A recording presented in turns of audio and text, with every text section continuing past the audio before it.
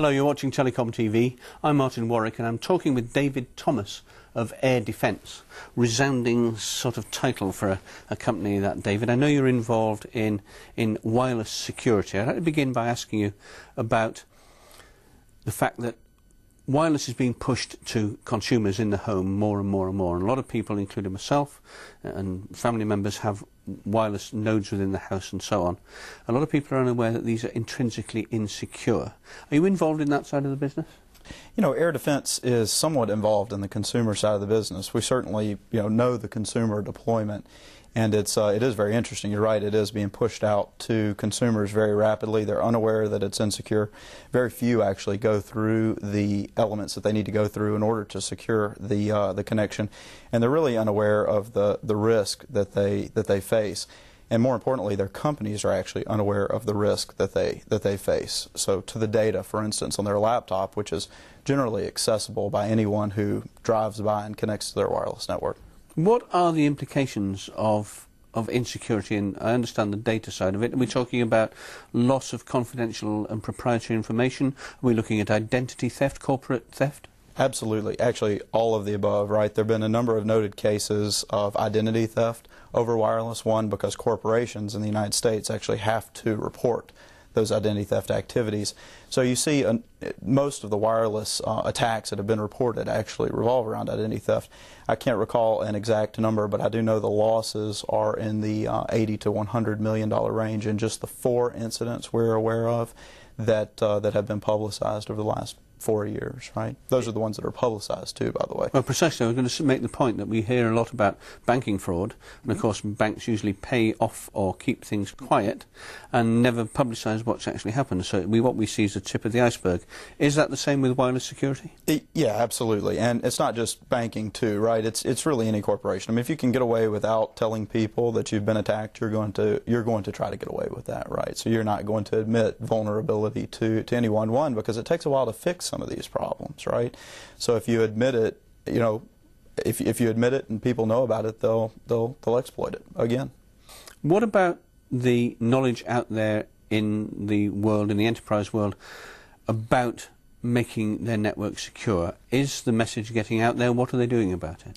Well, we're pushing the message hard to get it out there, right? We do seminars, educational seminars actually, in a number of cities around the United States, Europe, etc. But it is hard for people to take, right? I mean, wireless is an exciting technology.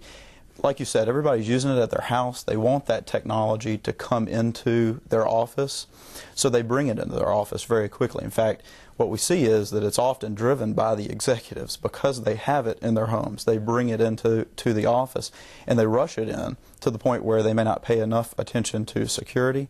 And the IT people putting it in, they just don't really want to pay attention to security to great detail. They might implement encryption and authentication, but they really don't take care of the numerous other vulnerabilities that are inherent in wireless networks. What about for the future as far as enterprises are concerned? How are they going? You said there's a growing awareness of the problem. How do you find, from a company that's producing solutions like this, how do people accept that they need to do it? Do enterprises accept that they need to have these systems in place? And how well is your solution being received? Absolutely. So, yes, enterprises are understanding more about how they have to manage wireless. They understand that they have all of these random devices coming in, that they buy laptops with wireless, printers with wireless, etc. And they know that they need something that is not traditional per se to manage it. So Air Defence can look at all of the different wireless devices and all of the connections and ensure the right connections are made by the right devices instead of letting people from outside the building, for instance, try to connect to your devices inside the building, or your neighbors connecting to your corporate equipment. You can stop all of that with Air Defence, not to mention the direct attack by a hacker. And you asked how well the solution is being accepted. Very well. We have over 600 customers we've been selling for just over 3.5 years now, so it's going very well. Now, of course, you're from Georgia. Yes. I can hear it a bit in the twang there, but obviously your market has been predominantly the United States and North America. You're in Europe and you're looking at the rest of the world. What do you perceive as being the difference between North America, Europe and the rest of the world as far as awareness of and capability with wireless deployment is concerned? Absolutely. So, in the United States, wireless is well deployed. You know, some of the statistics you see that you've got a pilot in at least 70% of Fortune 2500 organizations. In the rest of the world, I would say that that they're behind, but only slightly behind. You know, you see that Europe and England in particular about a year behind. Germany actually looks like it's a couple of years behind, but it's you know, everybody's got a great deal of interest in implementing the technology. So it's just a matter of time, especially with the laptops being enabled out of the box with wireless, which is happening worldwide right now with 802.11 technology. David Thomas, thank you very much indeed. Thank you.